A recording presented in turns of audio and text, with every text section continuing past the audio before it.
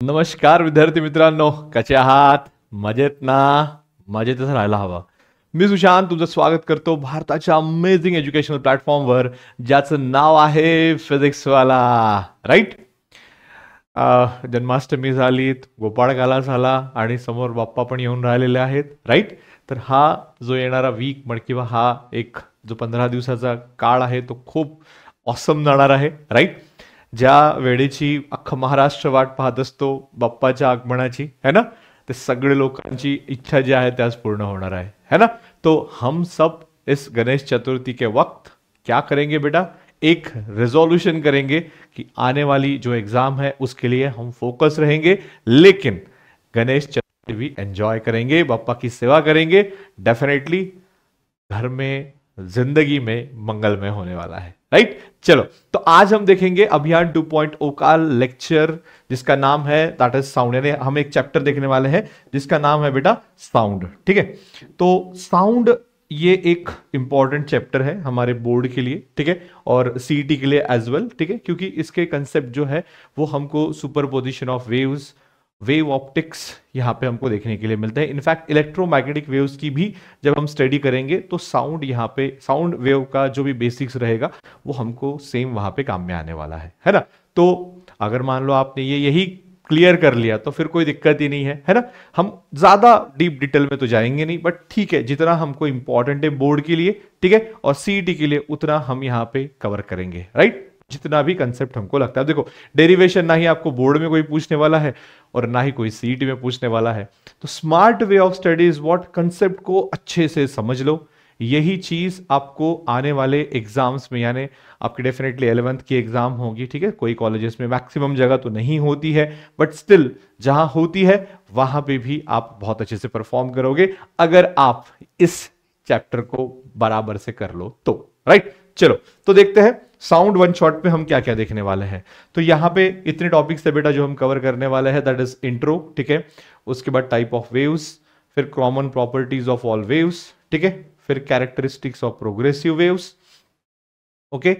Transverse and longitudinal waves, mathematical expression of waves. ठीक है. इसके बाद स्पीड ऑफ ट्रैवलिंग वेव्स देखेंगे हम, both that is transverse as well as longitudinal waves. Principle of superposition of waves. अब ये देखो, सुपरपोजिशन बहुत ही शॉर्ट में हमको दिया यहाँ पे, लेकिन मैं उसका कंसेप्ट आपको बता दूंगा तो वो आपको अगले साल यानी 12th में काम में आ जाएगा. ठीक है. और जो बंदे इस साल 12th में है वो भी ये कर सकते हैं, not an issue. Echo, reverberation and acoustic, qualities of sound and Doppler's effect. इतनी चीजें हम इस टॉपिक में या फिर इस पर्टिकुलर लेक्चर में कंप्लीट करने वाले हैं. अब सर इसमें से इंपॉर्टेंट क्या है? सबसे इंपॉर्टेंट आपको अगर मैं यहां पे बताऊं, ठीक है, तो common properties of all waves. देखो, अभी इस पे डायरेक्टली आपको कोई पूछेगा नहीं, लेकिन इसके सिवा पत्ता भी नहीं हिलता है. तो कॉमन प्रॉपर्टीज ऑफ जो वेव, जैसे हमारा एम्पलीट्यूड हो गया, वेवलेंथ हो गया, वेलोसिटी हो गया, फ्रीक्वेंसी हो गया, पीरियड हो गया, ये सारी चीजें यहां पे हम देखेंगे. उसके बाद कैरेक्टरिस्टिक्स ऑफ प्रोग्रेसिव वेव देखेंगे. ठीक है. जो भी प्रोग्रेसिव वेव होता है उसमें ट्रांसवर्स और लॉन्जिट्यूडनल वेव, ये एक इंपॉर्टेंट पार्ट है ना, कि यार जो भी ट्रांसवर्स वेव है उसकी प्रॉपर्टीज क्या है, वो कैसे ट्रैवल होता है, ये सारी चीजें. ठीक है. मैथमेटिकल एक्सप्रेशन आपको ध्यान में रखना जरूरी है, क्योंकि इस पे बहुत सारे न्यूमेरिकल्स, जब आप 12th में जाओगे तो उसमें जो सुपरपोजिशन ऑफ वेव होता है उसके बेसिस पे क्वेश्चंस पूछे जाते हैं सीईटी में. स्पीड ऑफ ट्रैवलिंग वेव, ठीक है, उतना इंपॉर्टेंट, बस एक फॉर्मूला है वो देख लेंगे अपन. Principle of superposition of waves में मैं आपको प्रिंसिपल बताऊंगा. ठीक है. Echo, reverberation and acoustic, qualities of sound, Doppler effect. Doppler effect जो है ये यहां पे इंपॉर्टेंट है. तो इतनी चीजें जो है यहां पे इंपॉर्टेंट है. Let's take it one by one. Okay. चलो, तो सबसे पहले बेटा इंट्रोडक्शन, है ना. नाम दिया है साउंड, ठीक है, but it's a kind of wave. Basically हमको इस चैप्टर में वेव की स्टडी करनी है, तो वेव क्या होता है ये हमको देखना पड़ेगा. राइट. सिंपली अगर मैं बताऊं तो wave is the disturbance travelling through a medium, है ना. अब डिस्टर्बेंस ट्रैवलिंग थ्रू वैक्यूम भी होता है, वो इलेक्ट्रिकल और मैग्नेटिक होता है, दैट इज इलेक्ट्रोमैग्नेटिक वेव. लेकिन हाल फिलहाल एक बात आप ध्यान में रखना, what do you mean by wave, Hindi में जिसको हम तरंग बोलेंगे, तरंग, है ना. So it is the disturbance travel in the medium, that is called as what, wave. For example मैं यहां पे बात कर रहा हूं तो जो मीडियम के यानी जो भी एयर के पार्टिकल्स है वो क्या हो रहे हैं बेटा, वाइब्रेट हो रहे हैं, है ना, और वही वाइब्रेशंस आपके कानों तक आएगा। डेफिनेटली मैं बोल रहा हूं यहां से मेरा रिसीवर कैच कर रहा है और आप अपने मोबाइल से या फिर आप टीवी से देख रहे हो तो वहां से साउंड प्रोड्यूस हो रहा है। इन द सेम वे जब आप पानी के सतह पे एक स्टोन डालते हो, है ना, पानी के ऊपर जैसे एक तालाब है और उसके ऊपर आपने स्टोन डाल दिया, बराबर है, तो स्टोन जो है वो उसकी क्या बोलेंगे, जो भी ऊपर की लेयर है उसकी वो डिस्टर्ब हो जाती है। समझ में आ रहा है? जैसे फॉर एग्जाम्पल मान लो ये एक स्टिल लेयर है किसकी, हमारे वाटर की। जब आप यहाँ पे ऐसा स्टोन डाल देते हो, स्टोन यहाँ पे आ गया, तो जो भी आपकी वेव है वो ऐसी दिखती है ना, वो लहर जो है ऊपर का सरफेस एरिया ऐसा बन जाता है, बराबर। तो बेसिकली यहां पे क्या हो रहा है, जब ये यहां स्ट्राइक हो रही है तो यहां पे एनर्जी आई, यहां पे एनर्जी आई तो ये एनर्जी साइड वाले को दिया, उसने अपने साइड वाले को दिया, और ऐसे करते करते ये जो एनर्जी है यहां से इधर भी ट्रैवल हुई, इधर भी हुई, इधर भी होगी, पीछे भी होगी, हर जगह ट्रैवल होगी। जैसे मैं बात कर रहा हूं तो हर जगह साउंड ट्रैवल हो रहा है। So in the same way, in the same way मैं क्या बोलूंगा, wave is nothing but disturbance travel through the medium. मैं यहां पे लिख दूं, वेव इज अ डिस्टर्बेंस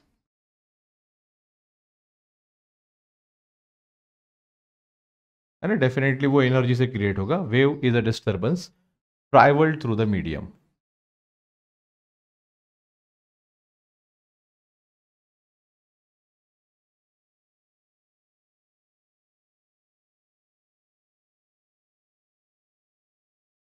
है ना, बहुत सारे टाइप की वेव्स है, साउंड वेव्स है ना, हमारा वाटर वेव्स हो गया, बहुत सारी टाइप्स की वेव्स होती है, हम उसके देखेंगे, टाइप्स ऑफ वेव में भी हम देखेंगे।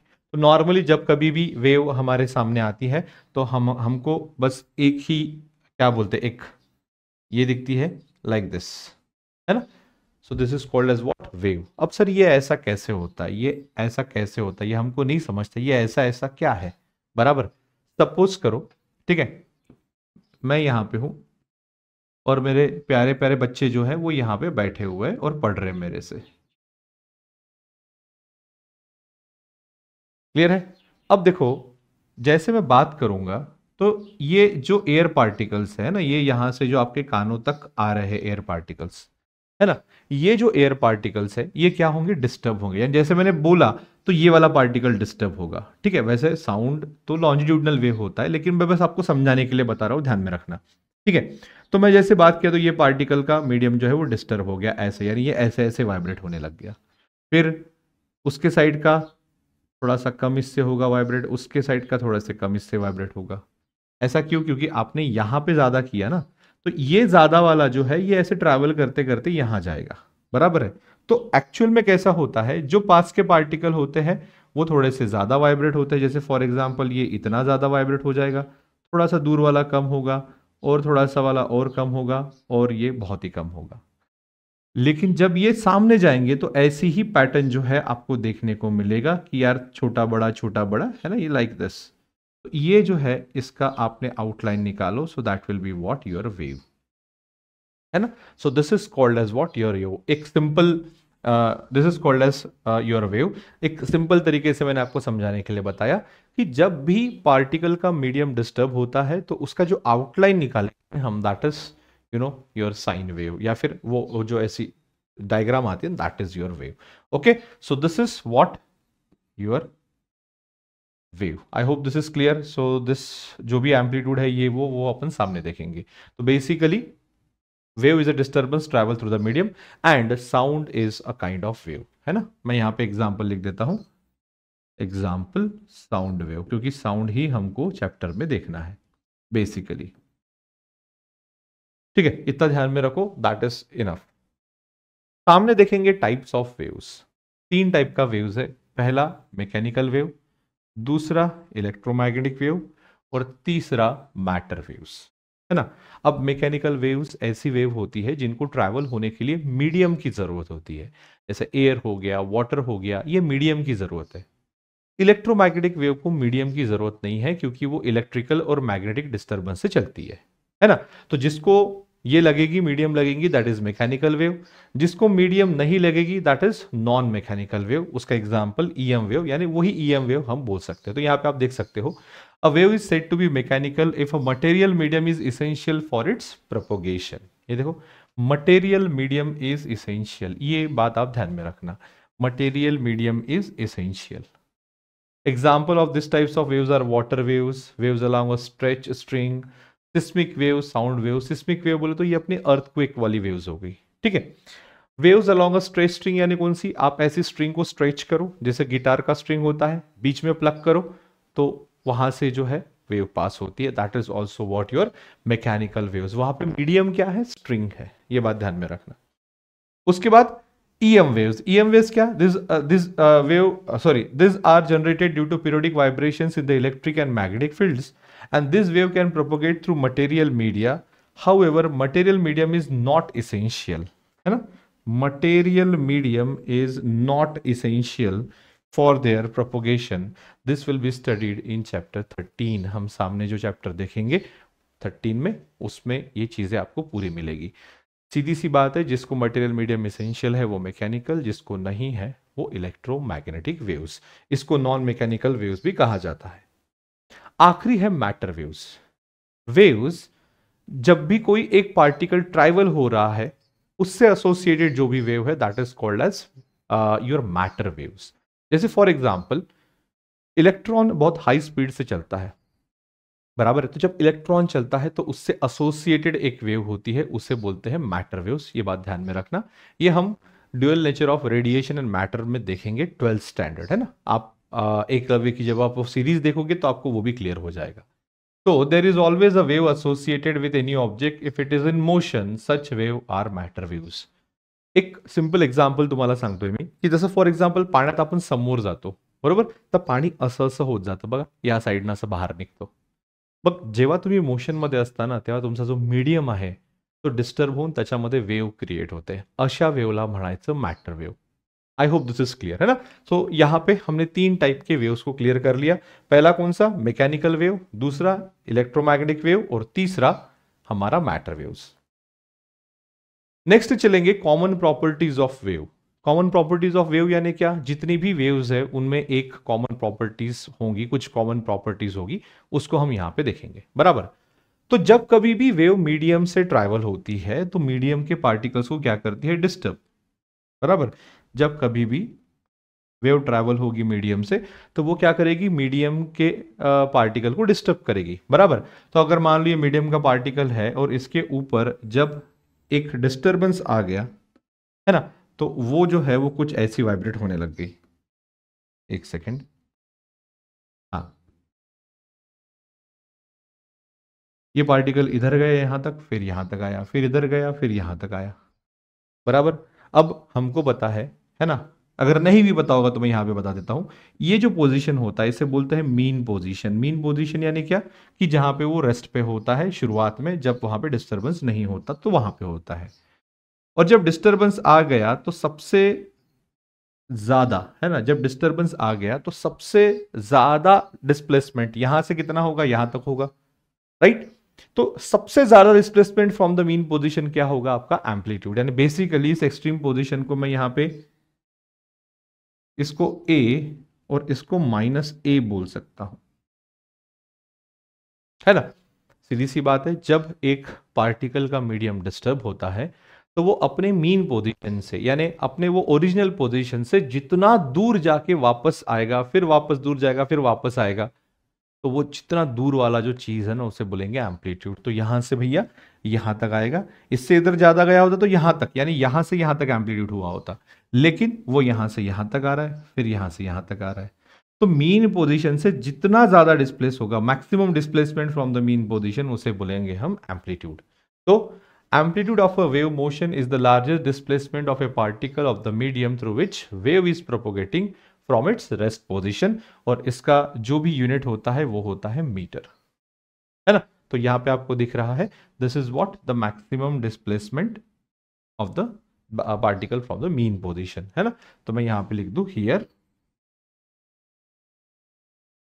ए इज एम्पलीट्यूड, है ना। यहां पे मैंने ए ही लिख दिया, ए इज, ए लिखने से अच्छा मैं कुछ यहां पे और लिख देता हूं, ठीक है, ताकि आपको भी समझने में, सॉरी, है ना, आपको भी समझने में आसानी जाए, है ना। तो सपोज करो ये एक मीडियम का पार्टिकल है और यहाँ पे जब डिस्टरबेंस गया तो ये इधर आया, सपोज करो 5 सेंटीमीटर, ये है तो माइनस ले लेंगे, और ये हो गया +5 सेंटीमीटर, है ना। ये मीन पोजीशन है तो ये 0, तो ये 0 से मैक्सिमम कहाँ तक जाएगा, इधर, फिर वापस आएगा, फिर लेफ्ट साइड में, इधर के साइड में कितना जाएगा, -5। तो मीन पोजीशन से सबसे ज़्यादा डिस्प्लेसमेंट कितना है, 5। So here 5 is the amplitude. Here मैं यहाँ पे लिख दूँ 5 सेंटीमीटर इज एम्पलीट्यूड।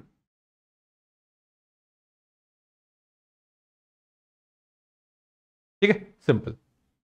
उसके बाद वेवलेंथ, बड़ा ही सिंपल है। अभी अभी मैंने आपको बताया कि जो भी वेव होती है उसको हम ऐसे निकालते हैं, बराबर है। तो इसको जो है यहां से सपोज करो वेव ट्रैवल हो रही है लाइक दिस, बराबर। तो एक बात ध्यान में लो, जब कभी भी वेव ट्रैवल होती है ना, तो ये ऐसा एक अपर पोर्शन और लोअर पोर्शन, अपर पोर्शन और लोअर पोर्शन ऐसा फॉर्म होता है। मैं ट्रांसवर्स वेव की बात कर रहा हूँ। तो जो अपर वाला पोर्शन है उसे बोलेंगे क्रेस्ट, और जो लोअर वाला पोर्शन है उसे बोलेंगे ट्रफ। क्रेस्ट, ट्रफ, है ना। तो यहाँ पे मैं डिफाइन कैसे करूंगा, the distance between two successive crest और two successive trough is called as what, your wavelength, है ना।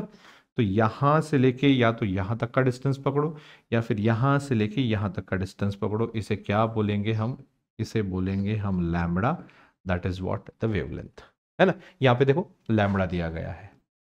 इसको हम अलग से ऐसा भी डिफाइन कर सकते हैं फेज के सेंस में। कैसे सेंस, फेज के सेंस में कैसे डिफाइन करेंगे हम, कि भैया दो पार्टिकल के बीच का डिस्टेंस जो सेम स्टेट ऑफ वाइब्रेशन में हो उसे बोलेंगे क्या हम, लैम्बडा, दैट इज वेवलेंथ। तो wavelength the distance between two successive particle which are in the same state of vibration, है ना। तो ये वाला देखो और ये वाला देखो, ये सेम स्टेट ऑफ वाइब्रेशन में है, यानी देखो यहां से ये ऊपर आया, अब यहां से वो नीचे आएगा ना, शुरू करेगा, यहाँ ये ऊपर गया, यहां से वो नीचे आने के लिए शुरुआत करेगा। तो दोनों भी सेम स्टेट ऑफ वाइब्रेशन में है, और इसलिए इसको क्या बोलेंगे हम, इस डिस्टेंस को क्या बोलेंगे हम, लैम्बडा बोलेंगे। या फिर आप डायरेक्टली ऐसे भी ध्यान में रख सकते हो, distance between two successive, successive म्हणजे काय, एका मागे एक। आता याच्या नंतरचा क्रेस्ट कुठे येतात, इथे, मग याच्या नंतरचा क्रेस्ट कुठे येणार, इथे। That is what your wavelength. ऐसा युनिट याचं मीटरच आहे, because this is also the length as like your amplitude, है ना। It's measured in metre. Next, period, time period. जेव्हा एखादी मीडियम सा पार्टिकल वाइब्रेट होतो है ना, तो जब वो यहां से यहां जाएगा, फिर यहां से यहां आएगा और यहां से यहां जाएगा, तब एक कंप्लीट ऑसिलेशन होगा, है ना। ये कौन सा मोशन है, दिस इज ऑसिलेशन, है ना, दिस इज ऑसिलेटरी मोशन। तो जब कभी भी पार्टिकल एक कंप्लीट ऑसिलेशन परफॉर्म करेगा, तो वो करने के लिए जितना भी टाइम लगेगा उसे क्या बोलेंगे हम, उसका टाइम पीरियड। तो अगर मान लो यहां से पार्टिकल शुरू हुआ, इधर गया, यहां से इधर आया वापस, फिर यहां आया, फिर यहां से यहां पे आया, तो इतना आने के लिए उसको जो भी टाइम लगेगा, that is what your time period. देखो, the time required to complete one vibration by a particle of the medium is the period T of the wave, and it is measured in seconds. Definitely time है तो second में गिनेंगे हम। Next concept is double periodicity, है ना। अब ये जो वेव्स होते हैं वो periodic in space and periodic in time भी होते हैं। अब ये क्या चीज है, देखो मैं बताता हूं। जैसे फॉर एग्जाम्पल वाटर वेव की मैं बात करूंगा यहां पे, है ना, वाटर वेव की मैं यहां पे बात करूंगा, बराबर, कि सपोज करो, ठीक है, यहां पे मैंने एक ऐसा स्टोन जो है वो ड्रॉप कर दिया, बराबर। स्टोन ड्रॉप करने की वजह से यहां पे वेव जो है वो सेट हो गई लाइक दिस।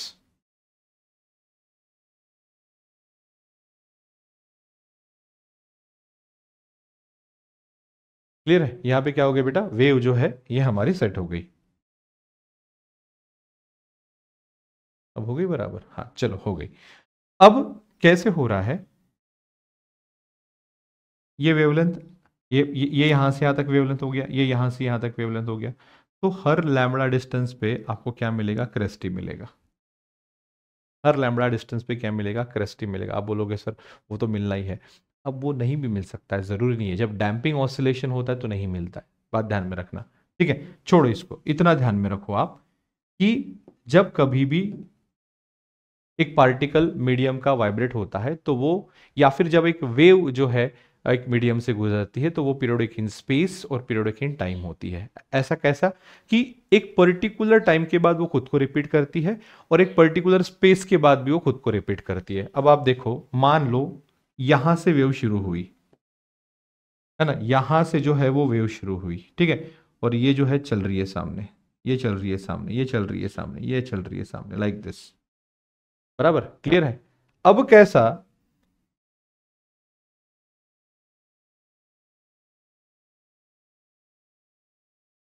ठीक है, अब कैसा, अगर इसको आप ध्यान से देखोगे, सेम डिस्टेंस पे क्या आ रहा है आपका क्रेस्ट, इधर सामने जाओगे तो क्रेस्ट आएगा, है ना, तो ये हो गया क्रेस्ट, क्रेस्ट, क्रेस्ट, यानी एक पर्टिकुलर स्पेस के बाद वो खुद को रिपीट कर रहा है। That is called as periodic in space.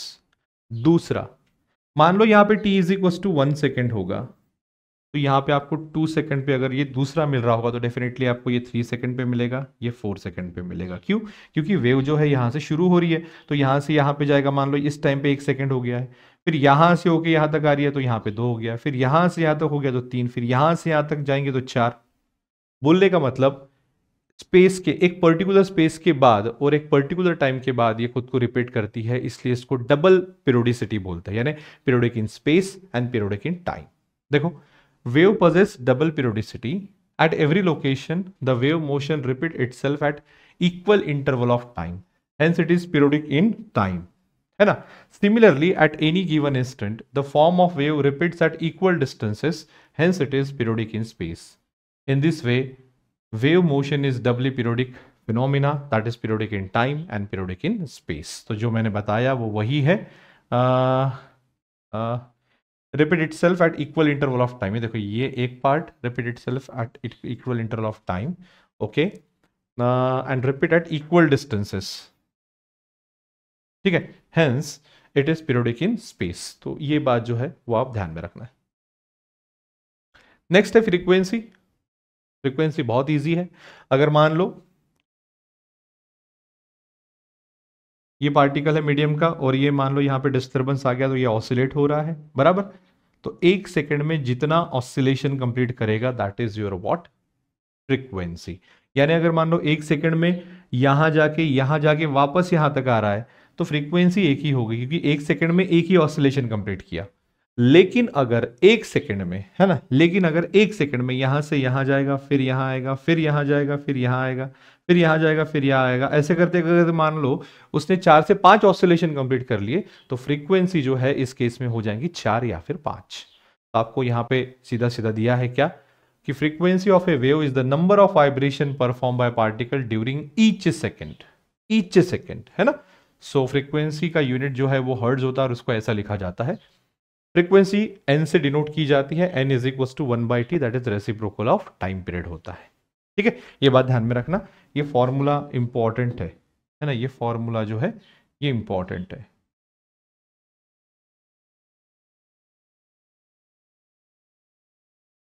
ठीक है, सामने चलेंगे। Velocity, what is the velocity of wave. अब किसी की भी वेलोसिटी कैसे निकालेंगे हम, डिस्प्लेसमेंट डिवाइडेड बाय टाइम। जितना सामने चलेगा एक पर्टिकुलर इंटरवल ऑफ टाइम में या फिर 1 सेकंड में, वो क्या होगी उसकी वेलोसिटी। यानी अगर वेव 1 सेकंड में 10 मीटर जा रही है, 1 सेकंड में 5 मीटर जा रही है, तो जो भी आपका वेलोसिटी रहेगा वो कितना रहेगा, 1 मीटर पर सेकेंड या 5 मीटर पर सेकेंड, 10 मीटर पर सेकेंड, जो भी 1 सेकंड में कवर करेगी उतनी उसकी क्या होगी, वेलोसिटी, है ना। तो मैं यहां पे लिख दूं,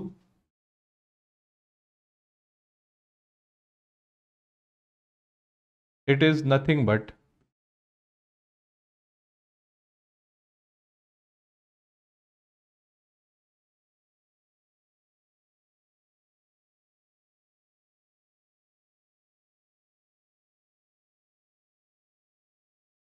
डिस्प्लेसमेंट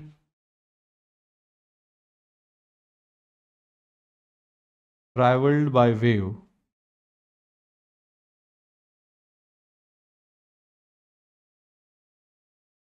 इन यूनिट टाइम, है ना, एक यूनिट टाइम में कितना डिस्प्लेसमेंट कवर करती है वो होता है उसका वेलोसिटी। यूजुअली वेलोसिटी का फॉर्मूला होता है v is equal to frequency into lambda, है ना। ये ऐसा कैसे आया सर? देखो फ्रीक्वेंसी यानी 1/t होता है, तो ये फॉर्मूला हो जाता है lambda upon capital T. Capital T क्या है? Time period for completing one oscillation, बराबर। और जो भी मेरा लैम्बडा है, what it is the distance between two successive crest और ट्रफ। जब तक जब आप दो सक्सेसिव क्रेस्ट या ट्रफ का डिस्टेंस जब आप पकड़ते हो, वो डिस्टेंस डिवाइडेड बाय अगर आप टाइम करते हो तो आपको मिल जाता है क्या? वेलोसिटी। वो भी ध्यान में नहीं रहा तो इतना ध्यान में रखो, v is equal to frequency into lambda होता है, that's it. Phase and phase differences, ये इंपॉर्टेंट है, थोड़ा सा ध्यान में लेना, ठीक है। तो phase is nothing but what? The state of vibration of the particle, है ना। मैं यहां पे लिख दूं या फिर इसको, ठीक है मैं यहां पे लिख देता हूं, चलो। फेज इज नथिंग बट, और फेज इज द, क्या है? फेज इज द क्या है? The state of vibration of the particle is the state of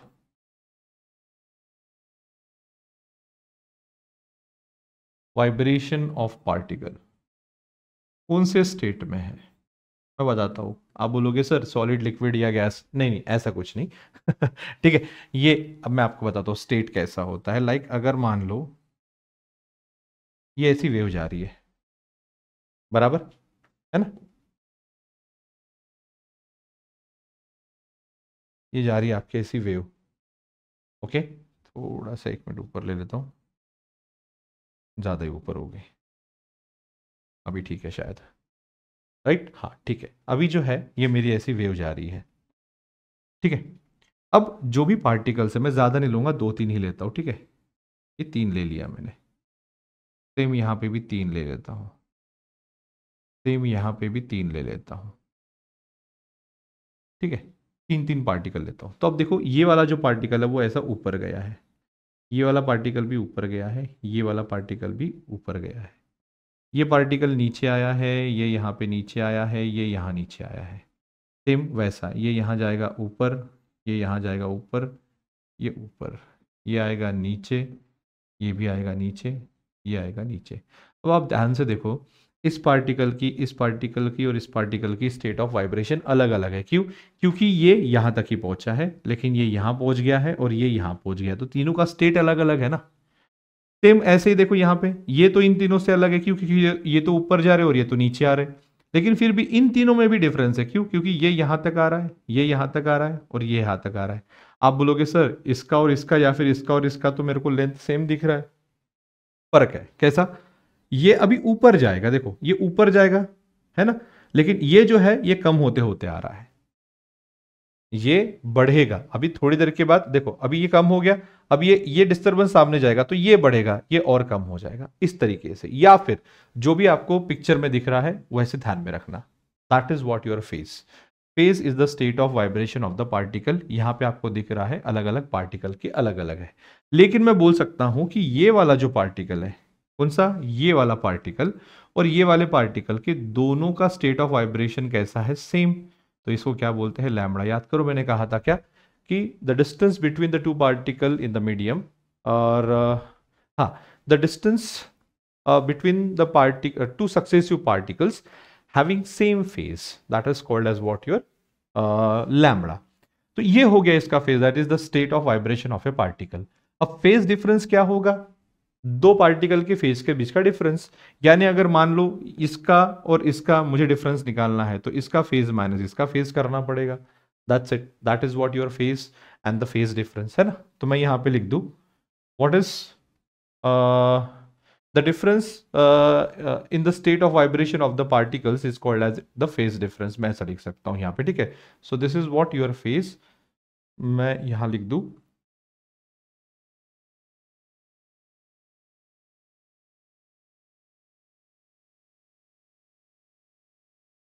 the difference between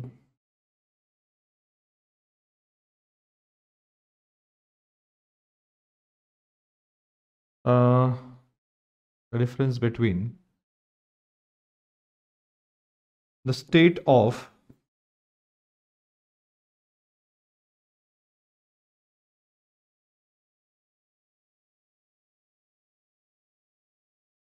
vibration of two particles,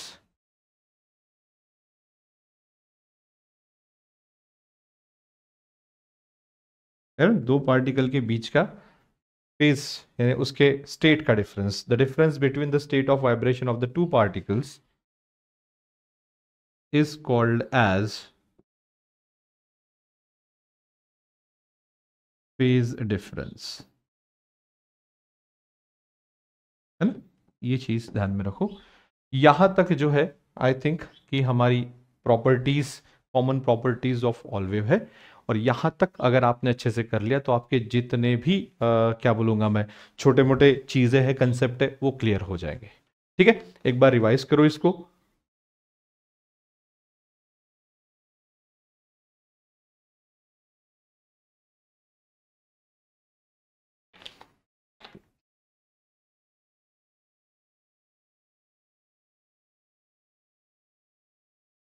ठीक है, नेक्स्ट टॉपिक है कैरेक्टरिस्टिक्स ऑफ प्रोग्रेसिव वेव। उसके पहले हम ये देखेंगे कि प्रोग्रेसिव वेव क्या है। सिंपल, प्रोग्रेसिव वेव ऐसी वेव है जो एक डायरेक्शन में ट्रैवल होती है और ट्रैवल होते ही रहती है ना। स्टेशनरी वेव ट्रैवल नहीं होती है, दो मीडियम के बीच में रह जाती है। जैसे फॉर एग्जाम्पल दो क्या बोलेंगे, सपोर्ट के बीच में रह जाती है। यानी अगर मान लो मैंने ऐसा स्ट्रिंग यहाँ पे लगा दिया, इसको यहाँ पे फिक्स किया, इसको यहाँ पे फिक्स किया और इसको मैंने प्लग किया, तो यहाँ से इधर जाएगी वेव, यहाँ से वापस आएगी, फिर इधर जाएगी, फिर इधर आएगी। तो ये जो है स्टक हो गई है दो पॉइंट के बीच में, उसको स्टेशनरी वेव बोलते हैं। प्रोग्रेसिव वेव किसे बोलते हैं? The wave which continuously travels in the particular direction without damping और obstructions, that is called as progressive wave. यानी ना वो रुकेगी और ना वो झुकेगी, right. So that is called as what, your progressive wave. ठीक है, सो उसकी कुछ प्रॉपर्टीज देखेंगे। All particles of the medium have same amplitude, period and frequency. सभी पार्टिकल्स का पीरियड सेम होगा, फ्रीक्वेंसी सेम होगी और टाइम पीरियड भी सेम होगा। State of oscillation that is phase changes from particle to particle, ये तो हमने अभी देखा। तो बेसिकली है ना, प्रोग्रेसिव वेव जो है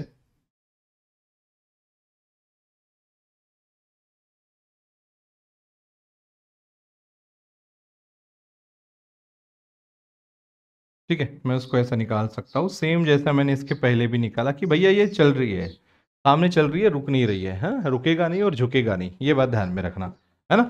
तो without any damping and without any obstruction ये जो वेव है ये सामने चलते रहती है, इसे क्या बोलेंगे हम? Progressive wave. और उसकी कैरेक्टरिस्टिक्स क्या है कि ऐसी वेव जब मीडियम से पास होती है तो सभी पार्टिकल का एम्पलीट्यूड, पीरियड और फ्रीक्वेंसी कैसा रहेगा? सेम रहेगा। और जो भी फेज है वो चेंज होगा particle to particle. That's it. फिर चलेंगे हम ट्रांसवर्स वेव। अभी थोड़ा ट्रांसवर्स वेव और लॉन्जिट्यूडनल वेव के बारे में देखेंगे हम। यानी अभी तक हमने जो भी वेव्स देखी है या फिर जितनी भी वेव्स है उसको हम दो टाइप में डिवाइड कर सकते हैं, पहला ट्रांसवर्स और दूसरा लॉन्जिट्यूडनल। तो ट्रांसवर्स वेव ये कैसा वेव है ये हम देखेंगे थोड़ा सा। तो जब कभी भी आप मीडियम से जा रहे हो और जब आप यानी वेव जा रही है, तो अगर वेव मीडियम से जाने से उसके पार्टिकल्स जो है मीडियम के, वेव के डायरेक्शन को परपेंडिकुलरली वाइब्रेट हो रहा होगा। देखो ये क्या है? आपकी वेव की डायरेक्शन, यानी वेव की जो डायरेक्शन है, जिस दिशा में वेव जा रही है वो उसकी डायरेक्शन, बराबर। और ये क्या है?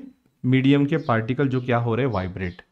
तो जब कभी भी वेव ऐसी हो जब वो मीडियम से जा रही हो, और जब वो जा रही हो तो मीडियम के particle perpendicular to the direction of the wave vibrate हो रहे हो, ऐसी वेव को बोलेंगे कौन सी वेव? हम ट्रांसवर्स वेव। कौन सी वेव बोलेंगे? ऐसी वेव को हम ट्रांसवर्स वेव बोलेंगे। बात क्लियर है?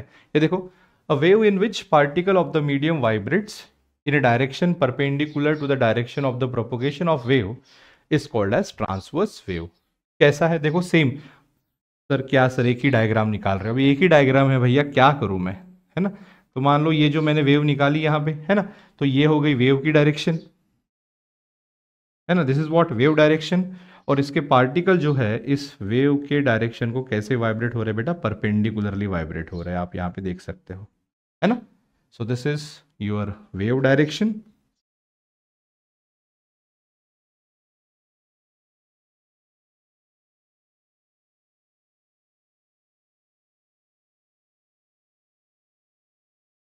ठीक है, and this is what direction of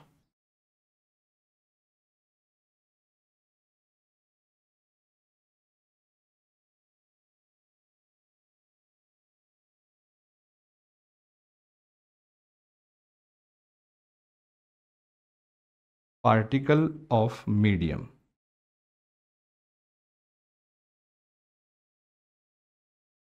ठीक है, ये बात ध्यान में रखना। एग्जाम्पल वाटर वेव्स, जब स्टिल वाटर होता है उसके ऊपर पत्थर डाल दो तो आपकी वेव जो है वो हर दिशा में जाएगी और उसके जो वाटर के जो पार्टिकल है वो अपने जगह पे ही ऊपर नीचे होते रहेंगे। सो that is your transverse wave.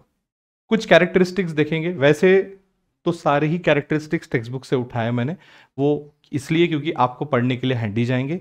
एक एक पढ़ के उसको अपन क्लियर करते हैं, आपको ऑलरेडी सब पता है, उसमें कुछ है ही नहीं ऐसा सच जितना मैं बताना चाहूँ। ठीक है, all particles of the medium in the path of the wave vibrate in a direction perpendicular to the direction of the propagation of wave with same period and amplitude, है ना, सेम पीरियड रहेगा और क्या रहेगा, amplitude रहेगा, यानी सभी particle का टाइम पीरियड सेम रहेगा और एम्पलीट्यूड भी सेम रहेगा। यानी ये जो वेव है ना, इसमें इसके मीडियम में से कोई भी पार्टिकल उठा लो, उसका एम्पलीट्यूड सेम रहेगा और पीरियड भी सेम रहेगा। Sorry, when transverse wave passes through a medium, the medium is divided into alternate crest, that is the region of positive displacement. Sorry, just a second beta.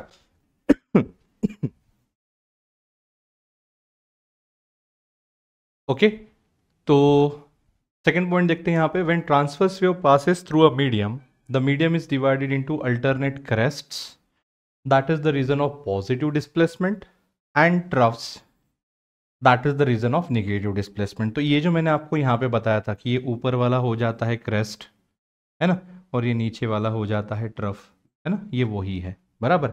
Positive displacement यानी ऊपर की direction में, ये Y axis पे positive होता है और ये वाई एक्सिस पे निगेटिव होता है। तो ऊपर के डायरेक्शन में जो मैक्सिमम डिस्प्लेसमेंट रहेगा उस पर्टिकुलर रीजन को हम बोलेंगे क्या, क्रेस्ट, और नीचे की डायरेक्शन को बोलेंगे हम ट्रफ। ठीक है, नेक्स्ट है, the crest and the adjacent trough form one cycle of a transverse wave, and the distance measured along the wave between any two consecutive points in the same phase is called wavelength of the wave. अब ये तो हमने पहले ही देख लिया। Crest and trough advances in the medium and are responsible for transfer of energy. Crest सामने सामने चलेंगे, trough सामने सामने चलेंगे। ये जो मैंने ऐसे बताया आपको बस वही है, जो मैंने पढ़ाया वही सारी चीज़ें यहाँ पे आपको रिवाइज दिखेंगी और कुछ नहीं। Transverse wave can travel through solids and on the surface of liquids only. They cannot travel through liquid and gases. ये एक पॉइंट इंपॉर्टेंट है। ट्रांसवर्स वेव जो है वो लिक्विड और गैसेस से ट्रांसफर नहीं होंगी, वो जो है वो सॉलिड से ट्रांसफर होगी और on the surface of liquid, liquid के अंदर नहीं जाएगी। ये बात ध्यान में रखना।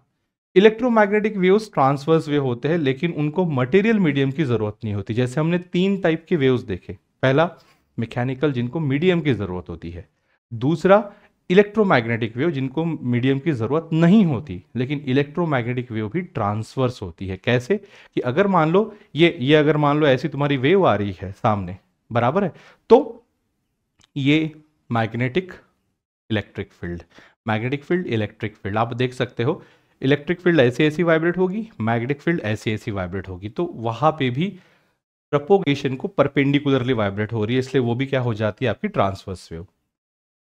व्हेन ट्रांसवर्स वेव, अच्छा ये हो गया, ठीक है। When transverse wave advances through a medium there is no change in the pressure and density at any point of the medium, however shape changes periodically. मैं यहाँ पे लिख दूं no change in the pressure and density at any point, है ना। जब भी wave medium से जाएंगी, कौन सी, ट्रांसवर्स, तो उस मीडियम के प्रेशर और डेंसिटी में कहीं पे भी चेंज नहीं आएगा। हाँ, लॉन्जिट्यूडनल वेव में आता है, ये ध्यान में रखना, बस थोड़ा सा शेप चेंज होता है, यानी ऊपर जाएगा नीचे आएगा, that's it. If vibration of all the particles along the path of a wave are constraint to be in a single plane, then the wave is called polarise wave. अच्छा, अब ये पोलराइज वेव जो है, ठीक है, इसकी detail study हम एकलव्य में देखेंगे इन द वेव ऑप्टिक्स, तो थोड़ा सा आप उसको फॉलो करना, क्योंकि ये पोलराइजेशन एक बहुत बड़ा कंसेप्ट है, इसको छोड़ देना हाल फिलहाल के लिए, ठीक है। इतना ध्यान में रखना कि जो भी वेव्स होती है, जैसे फॉर एग्जांपल मान लो ये ऐसी वेव चल रही है ना, तो कभी ऐसी डायरेक्शन में वाइब्रेशन होगा पार्टिकल के मीडियम का, तो कभी ऐसा होगा, तो कभी ऐसा भी हो सकता है, ऐसा भी हो सकता है। यानी बस ये डायरेक्शन को वो परपेंडिकुलर होना चाहिए। यानी देखो, अगर ये तुम्हारे तरफ ऐसी पेन आ रही है ना, या फिर ये तुम्हारी तरफ ये मेरी फिंगर आ रही है, ये होगी वेव की प्रोपोगेशन। अब इसको परपेंडिकुलर यानी कैसा, ऐसा भी हो सकता है, ऐसा भी हो सकता है, ऐसा भी, बराबर। अब इन सबको काट के बस एक ही प्लेन में वो वाइब्रेट होगा। अगर ऐसी वेव होगी तो उसे बोलेंगे हम पोलराइज्ड। वो पोलराइजर से हमको मिलती है, ठीक है, और इस कंसेप्ट को पोलराइजेशन बोलते हैं, ठीक है, वो सामने देखेंगे अपन। Medium conveying a transverse wave must posses elasticity of shape. Elasticity of shape, medium, हाँ, इलास्टिसिटी क्यों? क्योंकि देखो पार्टिकल ऊपर जा रहा है, फिर वापस नीचे आ रहा है, फिर वहां पे जा रहा है। तो ये कब पॉसिबल है? इलास्टिसिटी से पॉसिबल है ना। अगर मान लो इलास्टिसिटी नहीं है तो एक बार डिस्प्लेस हो गया तो अपने जगह पे नहीं आएगा। तो इलास्टिसिटी से क्या होता है, अपने जगह पे आ जाता है। So that is the another property. अब चलेंगे लॉन्जिट्यूडनल वेव में। अगर मान लो ये आपकी वेव है ना, ये आपकी अगर वेव है और जो भी पार्टिकल्स है वो ऐसे ना होते हुए ऐसे ऐसे ऐसे ऐसे वाइब्रेट हो रहे हैं, ऐसे। देखो ये ऐसा मैं आपको बताता हूं।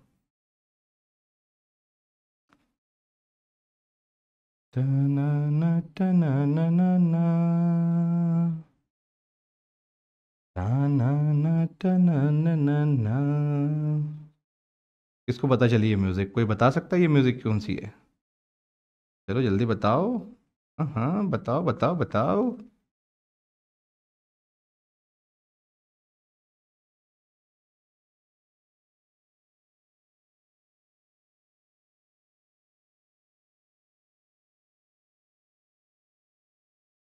ये बन गई तुम्हारी लॉन्जिट्यूडनल वेव।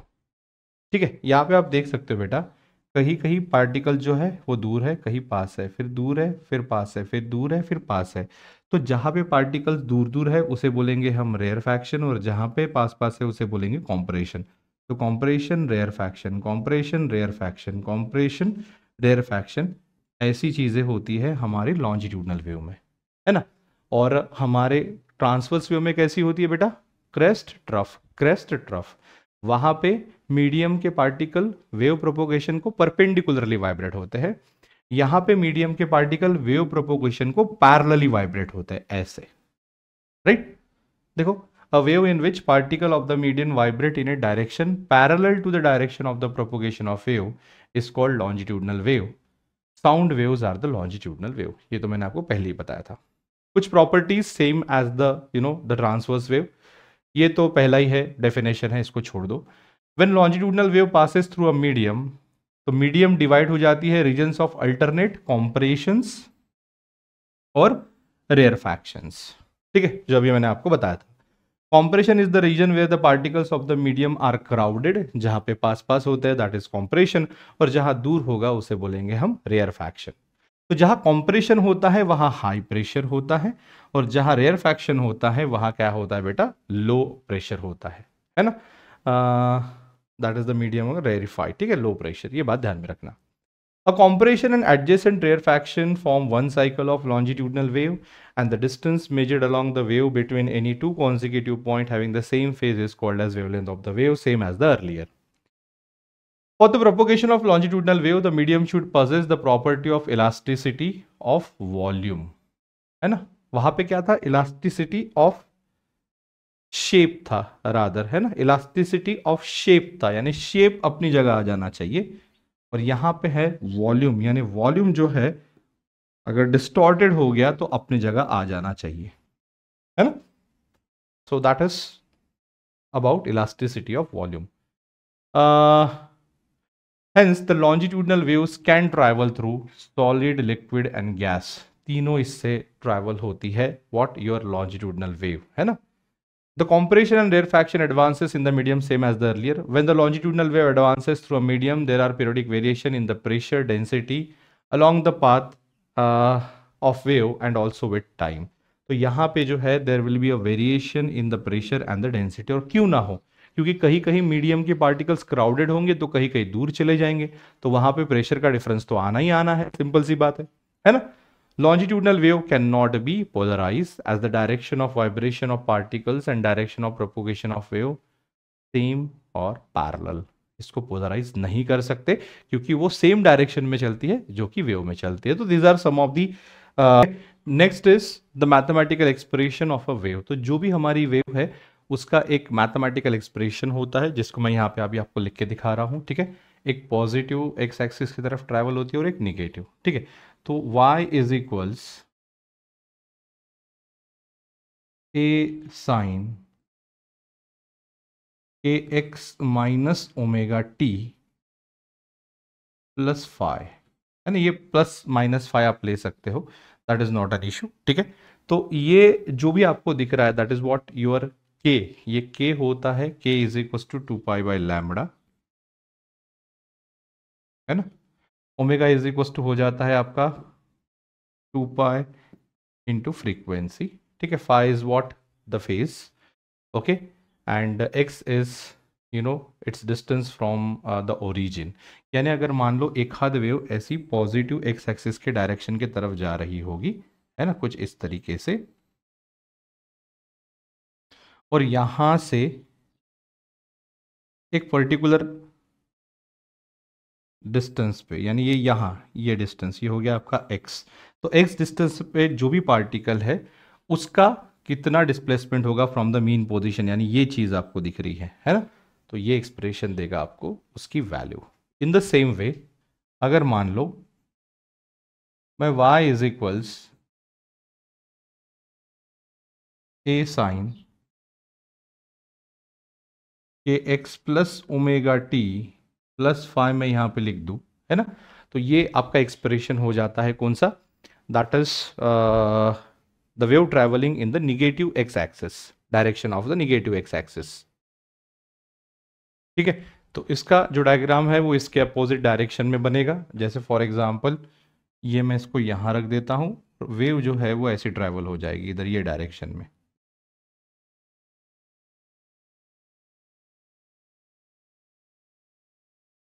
है ना, तो ये ऐसी चल रही है ये डायरेक्शन में.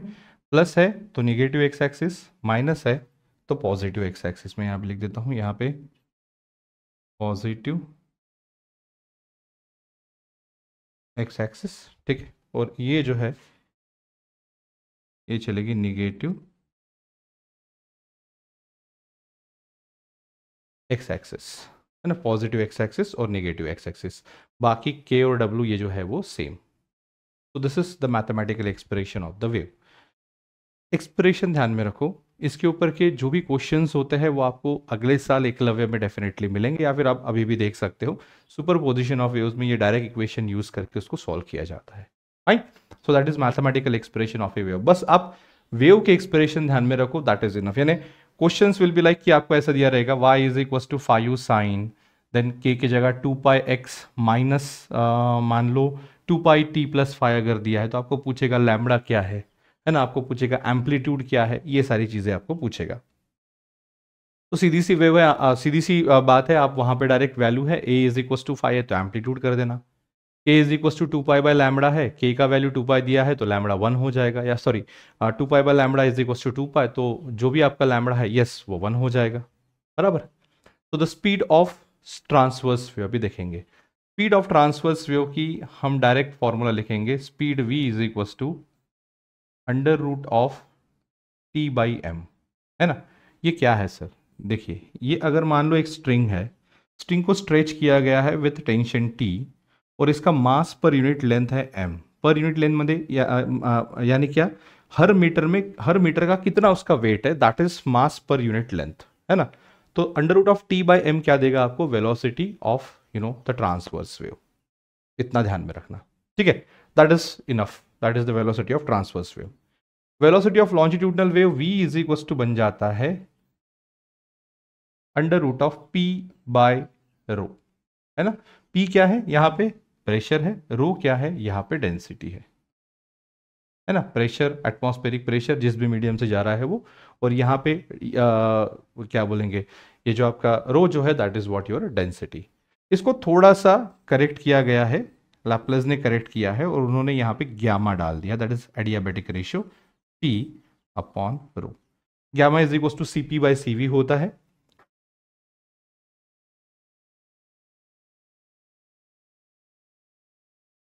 ठीक है, जो भी हमारी मोलर स्पेसिफिक हीट होती है ना, specific heat of gas at constant pressure and at constant volume, उसका डिवीजन है स्पेसिफिक हीट ऑफ गैसेस। ठीक है, ये मैंने आपको लास्ट चैप्टर्स में बताया है, और गैमा भी मैंने आपको लास्ट चैप्टर्स में पढ़ाया है, तो उसको देख लेना थोड़ा सा। So P is what the pressure and rho is what the density of the medium and gamma is the adiabatic ratio.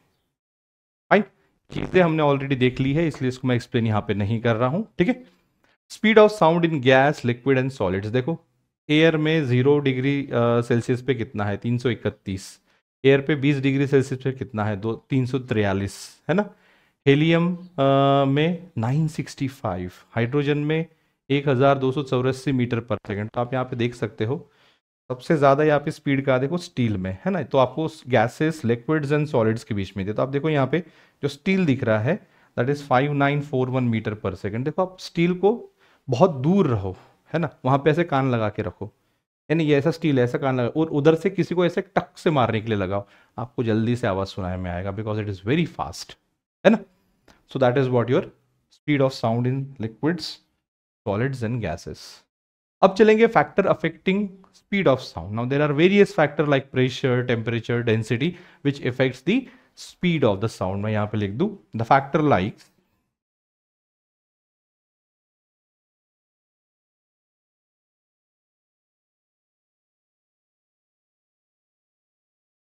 कौन से एक्चुअली प्रेशर तो नहीं करता है, बट ठीक है, factor like the factors like temperature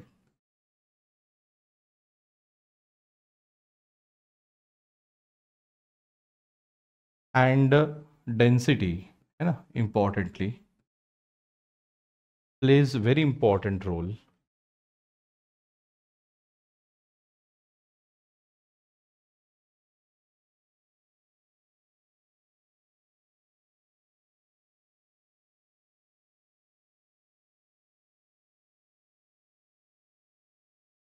in the speed of sound.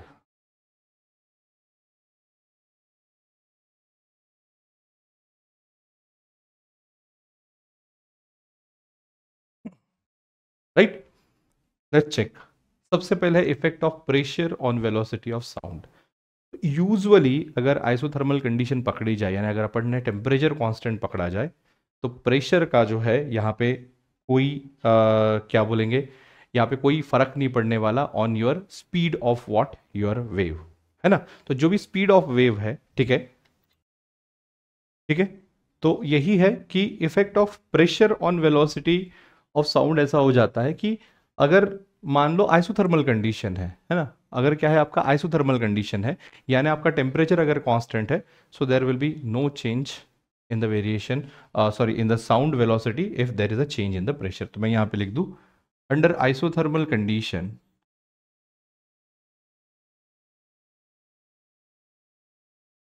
Isothermal यानी temperature constant, ठीक है, under isothermal condition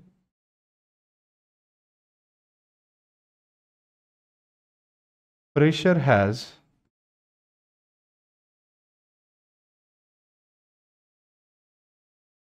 no effect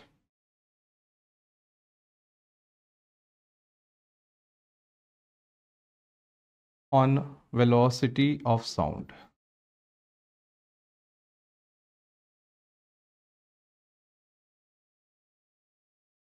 ठीक है, सेकेंड फैक्टर देखेंगे effect of temperature on speed of sound. तो डायरेक्टली प्रोपोर्शनल, जितना ज़्यादा टेम्परेचर उतना ज़्यादा स्पीड ऑफ द साउंड। तो मैं यहाँ पे लिख दूँ speed of sound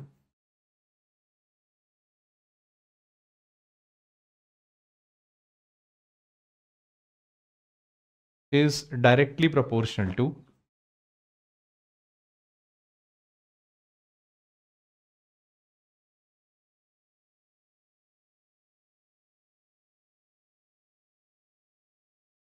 speed of sound is directly proportional to temperature, है ना। ये बात ध्यान में रखना कि जितना ज़्यादा टेम्परेचर उतना ज़्यादा आपका स्पीड रहेगा साउंड का। सामने चलेंगे effect of humidity on speed of sound. तो speed of sound moist air ज़्यादा होती है as compared to dry air. यानी ह्यूमिडिटी जितना ज़्यादा उतनी ज़्यादा स्पीड, ह्यूमिडिटी जितना कम यानी जितनी ड्राई एयर उतना वेलोसिटी कम। तो मैं यहाँ पे लिख दूँ the moist air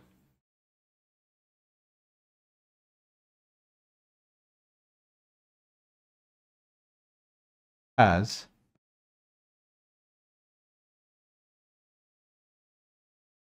higher velocity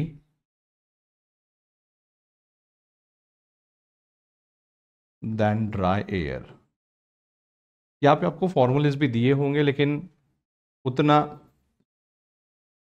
sorry then dry air, ठीक है, उतना हमको ये करने की ज़रूरत नहीं। अगर आप रिलेशन भी ध्यान में रखते हो तो भी आपको इजीली समझ में आएगा कि रिलेशन क्या है, कम हो रहा है, ज़्यादा हो रहा है, ये सारी चीज़ें डायरेक्टली प्रोपोर्शनल, इनवर्सली प्रोपोर्शनल, ये बात ध्यान में रखो, that will be enough. Principal of superposition of waves. अब देखो ये एक मीडियम का पार्टिकल है मान लो, और इसके ऊपर साइमल्टेनियसली दो वेव्स आ रही है, यानी ये एक वेव आ गई और या फिर मैं पहले दो वेव्स बना लेता हूँ, ठीक है। ये एक ऐसी वेव जा रही है मान लो मीडियम से, और एक जो है वो एक ऐसी दूसरी वेव जा रही है। तो ये देखो इस पॉइंट पे दोनों वेव एक जगह पे आ गया है ना, यानी एक इस पार्टिकल, ये जो मीडियम का पार्टिकल है उसके ऊपर दो वेव एक साथ आई, इस चीज को बोलेंगे superposition of wave. When two waves arrive simultaneously at a point in the medium, this concept is called as superposition of wave.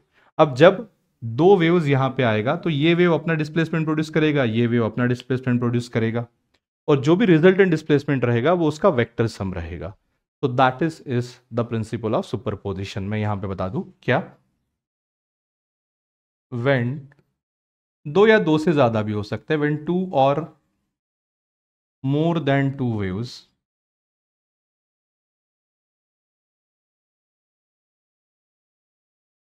when two or more than two waves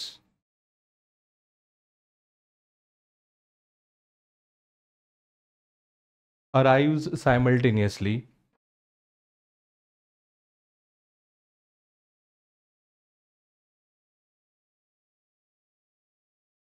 at a point in medium,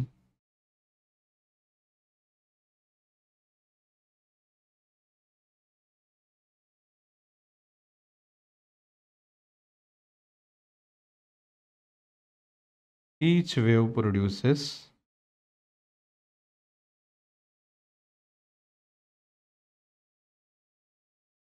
its own displacement।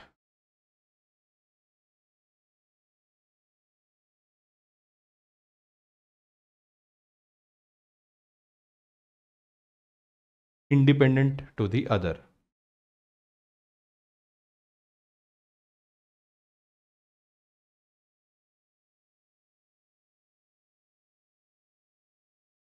है ना, and the resultant displacement is the vector sum of the two।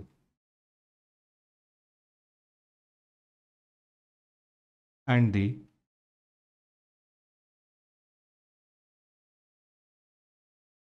resultant displacement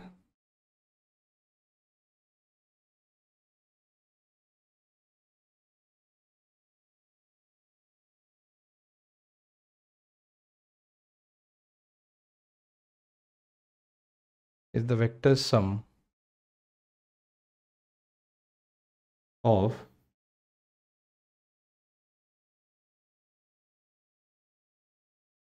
displacement produced by two waves।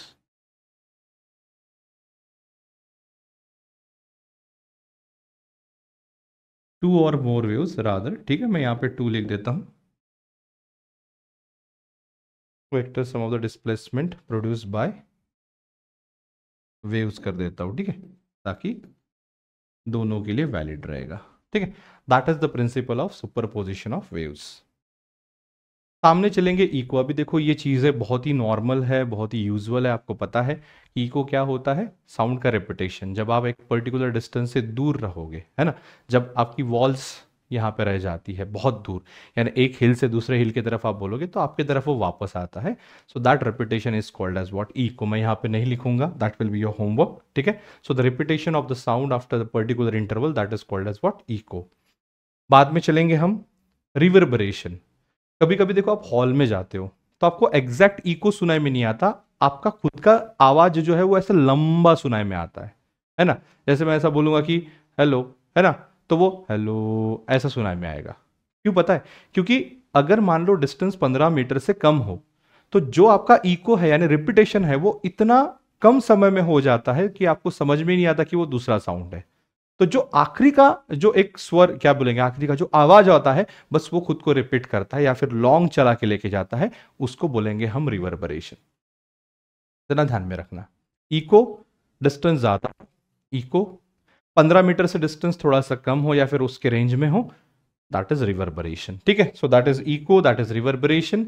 And acoustic ये एक branch है, ठीक है, जिसमें हम study करते हैं साउंड का प्रोडक्शन, ठीक है, फिर उसका ट्रैवलिंग और इसके effect, that is that branch, है ना। अब इसके वाइड एप्लीकेशन है, इसको थोड़ा सा टेक्स्ट बुक से एक बार कर लो, that is enough for this.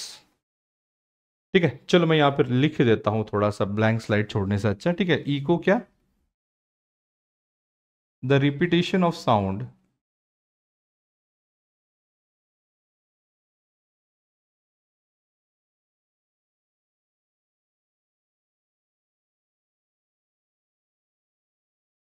After particular interval.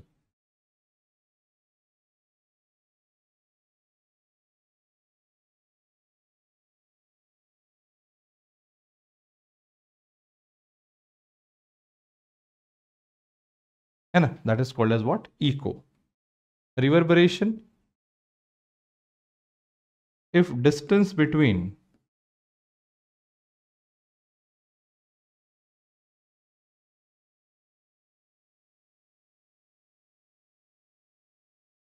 two walls is less than, is near about में लिख देता हूं, है ना, is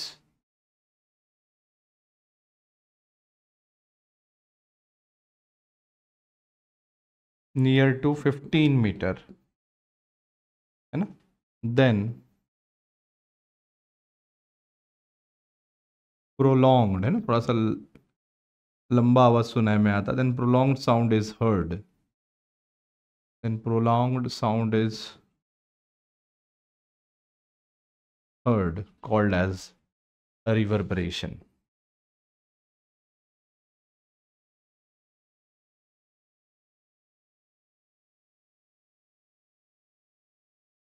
ठीक है, acoustic, the branch that deals with the branch of sound, ऐसा बोल सकते हो, या फिर the branch that deals with, क्या क्या डील करेगा? प्रोडक्शन इसका, साउंड का, definitely the branch that deals with production,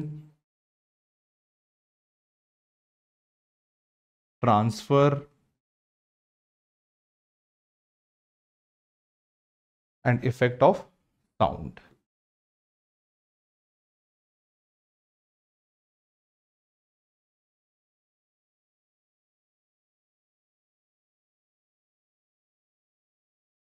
ठीक है, अब नेचुरल अकाउस्टिक भी आपको रहता है, जैसे फॉर एग्जांपल अपना बैट हो गया, डॉल्फिन्स हो गया, ये इसका यूज़ करते हैं ना।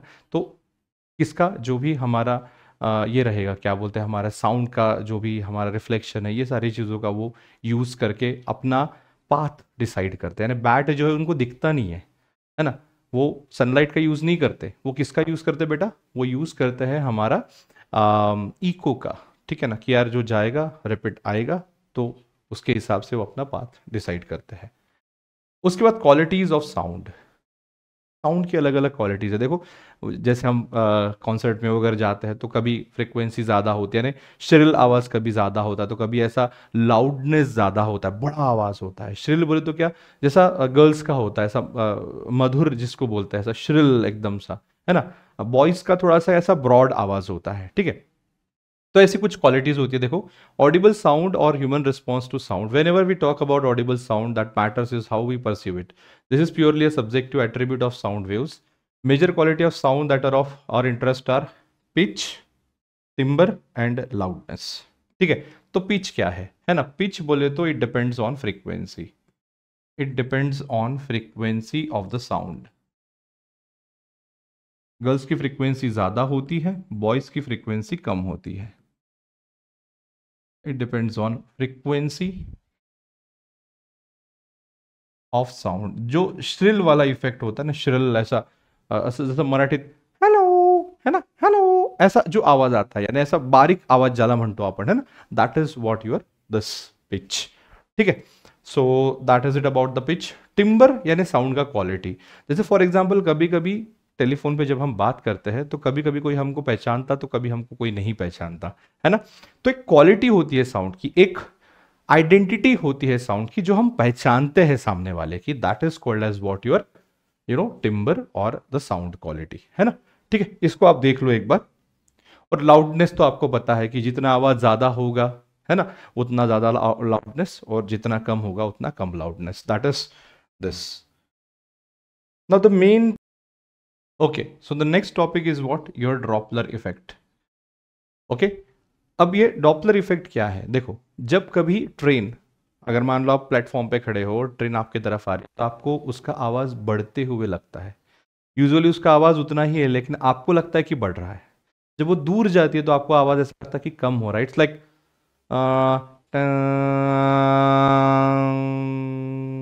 लाइक दिस, है ना, ऐसा आवाज आता है।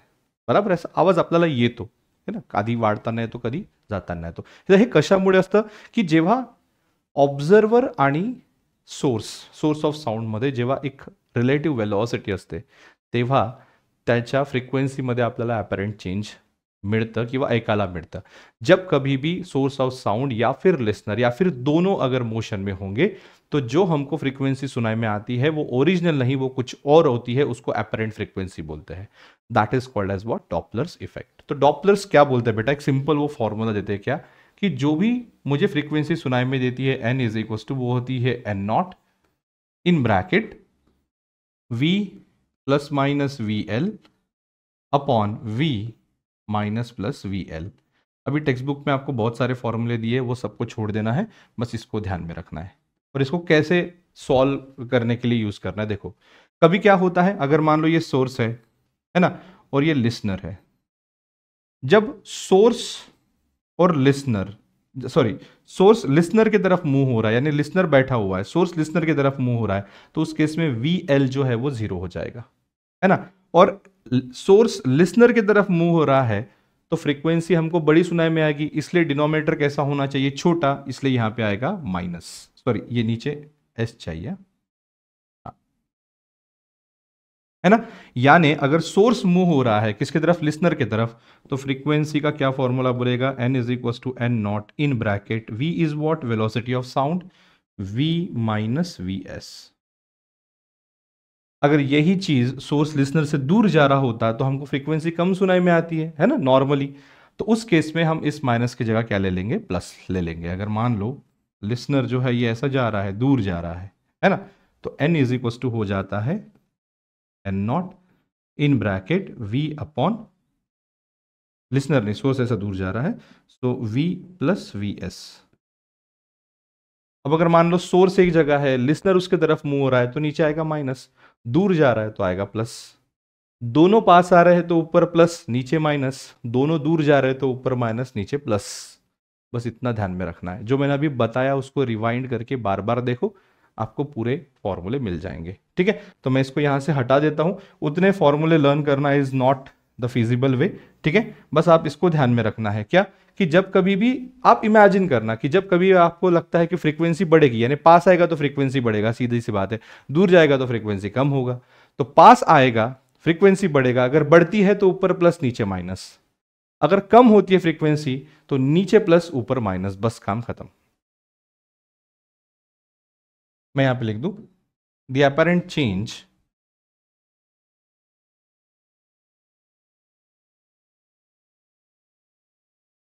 अपैरेंट बोले तो जो होता नहीं है, बस लगता है, the apparent change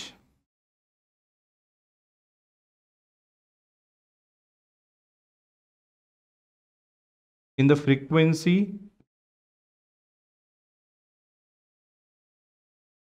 the apparent change in the frequency of source in the frequency of sound, मैं ऐसा लिख देता हूं, frequency of sound the apparent change in the frequency of sound when there is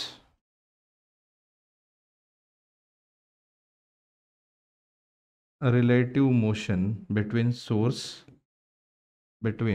of sound and listener.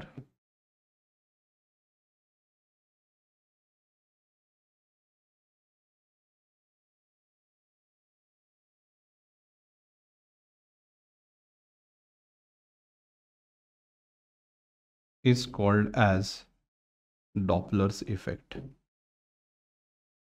Fine. Okay. So here we will stop. That is enough information as far as your board is concerned. और इसकी आपको help CET में भी हो जाएगी. So थोड़ा सा पढ़ते रहो, जो चैप्टर्स हुए उसको रिवाइज करते रहो. Definitely you will get through it. Like, thanks so much. Take care and bye bye.